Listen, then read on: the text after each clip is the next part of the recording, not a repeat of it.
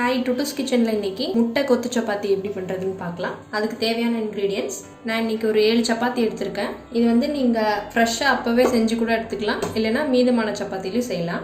3 பெரிய வெங்காயம் எடுத்திருக்கேன். நீங்கள் பெரிய சைஸாக இருந்தால் 2 மட்டும் எடுத்துக்கோங்க. 2 தக்காளி, 3 முட்டை, 2 பச்சை மிளகா, 1/2 ஸ்பூன் கரம் மசாலா, தேவையான அளவு மஞ்சள், 1/2 spoon pepper powder, 1/2 spoon pepper powder, 2 கிராம்பு, 2 பட்டை, 1 ஸ்பூன் அளவுக்கு இஞ்சி பூண்டு பேஸ்ட்டு, 1 ஸ்பூன் சில்லி பவுடர். அவ்வளோதான். இது இப்போ எப்படி பண்ணுறதுன்னு பார்க்கலாம். இப்போ ஃபஸ்ட்டு சப்பாத்தியை நம்ம குட்டி குட்டியாக கட் பண்ணி வச்சுக்கலாம்.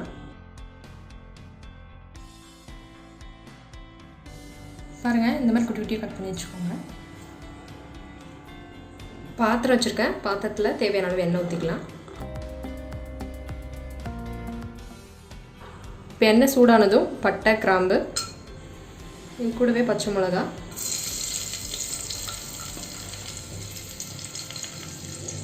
பொடி பொடியாக கட் பண்ண வெங்காயம்,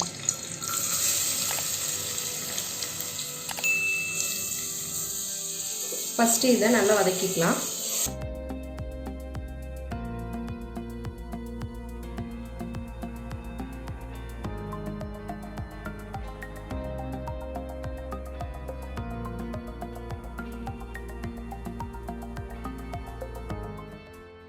பாருங்க, வெங்காயம் கண்ணாடி மாதிரி ஆனதும் இஞ்சி பூண்டு பேஸ்ட் சேர்த்துக்கலாம். இதோட பச்சை வாசனை போய் நல்லா வெங்காயத்து கூட நல்லா வதங்கணும். இப்போ இஞ்சி பூண்டு பச்சை வாசனை போயிடுச்சு. நம்ம தக்காளி சேர்த்துடலாம்.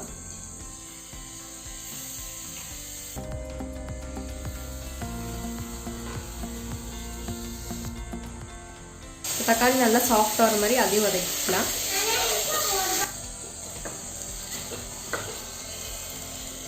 தக்காளி நல்லா சாஃப்ட் ஆயிடுச்சு. மஞ்சள், மிளகாத்தூள், கரம் மசாலா.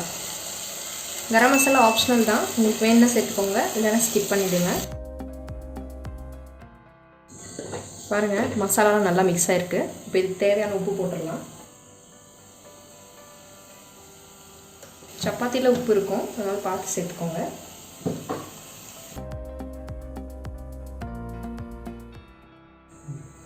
இப்போ முட்டையை உடச்சி ஊற்றிக்கலாம்.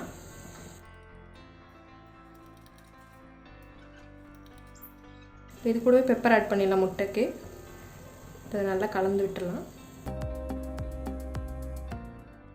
முட்டை நல்லா குக் ஆகிடுச்சு பாருங்கள். நல்லா இந்த கொத்து பரோட்டாக்கெலாம் நம்ம கொத்துவோம்ல, அந்த மாதிரி நல்லா கொத்திக்கோங்க.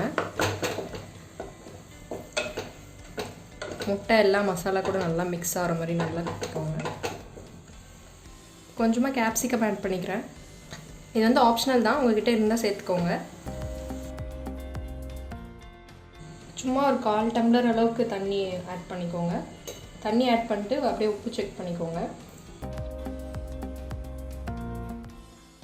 நம்ம ஊற்றின தண்ணி ஃபுல்லாக ட்ரை ஆகிறதுக்கு முன்னாடியே நம்ம சப்பாத்தி சேர்த்துக்கலாம்.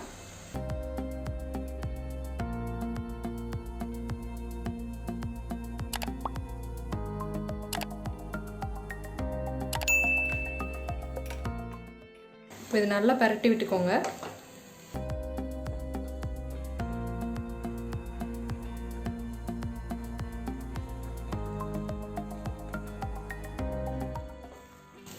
இப்படியே சாப்பிட்றவங்க சாப்பிட்டுக்கலாம், இல்லைன்னா நம்ம இந்த மாதிரி வீட்டிலே தவாது இருந்திங்கன்னா அதில் கொத்துக்கோங்க, இல்லை பாத்திரத்தில் இந்த மாதிரி நல்லா கொத்துனிங்கன்னா நம்மளுக்கு கடையில் சாப்பிட்ற மாதிரியே கொத்து சப்பாத்தி கிடைக்கும்.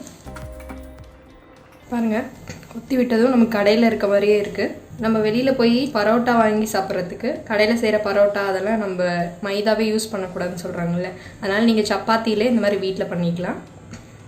குழந்தைங்களும் ரொம்ப இஷ்டப்பட்டு சாப்பிடுவாங்க. இது டேஸ்ட் அதே மாதிரியே இருக்கும். இப்போ அடுப்பு ஆஃப் பண்ணிடலாம். நீங்களும் வீட்டில் ட்ரை பண்ணி பாருங்கள். ட்ரை பண்ணி பார்த்துட்டு எனக்கு கமெண்ட்டில் சொல்லுங்கள். தேங்க்யூ. இந்த வீடியோ யூஸ்ஃபுல்லாக இருக்கும் நம்புகிறேன். தொடர்ந்து நம்ம சேனலை சப்போர்ட் பண்ணுங்கள். உங்கள் டவுட்ஸை கமெண்ட்டில் கேளுங்க. டுட்டூஸ் கிச்சனை லைக் பண்ணுங்கள், ஃப்ரெண்ட்ஸ் அண்ட் ஃபேமிலிக்கு ஷேர் பண்ணுங்கள், அப்படியே சப்ஸ்கிரைப் பண்ணிக்கோங்க.